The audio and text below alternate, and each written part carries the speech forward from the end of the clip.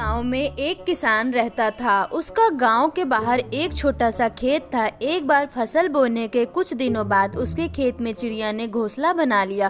कुछ समय बीता तो चिड़िया ने वहां 2 अंडे भी दे दिए। उन अंडों में से 2 छोटे छोटे बच्चे निकल आए। वे बड़े मजे से उस खेत में अपना जीवन गुजारने लगे। कुछ महीनों बाद फसल कटाई का समय आ गया। गाँव के सभी किसान अपने खेतों की फसल की कटाई में लग गए। अब चिड़िया और उसके बच्चों का वह खेत छोड़कर नए स्थान पर जाने का समय आ गया था।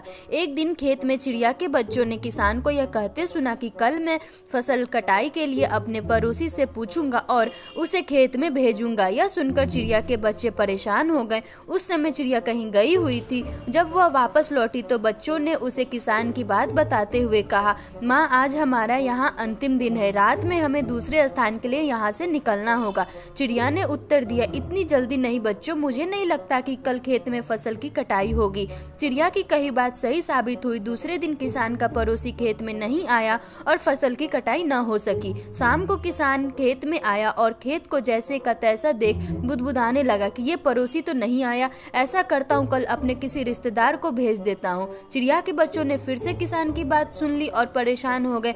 जब चिड़िया को उन्होंने ये बात बताई तो वह बोली, तुम लोग चिंता मत करो, आज रात हमें जाने की जरूरत नहीं है। मुझे नहीं लगता कि किसान का रिश्तेदार आएगा।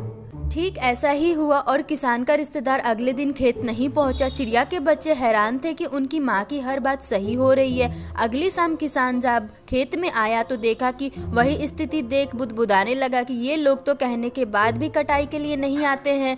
कल मैं खुद आकर फसल की कटाई करूंगा।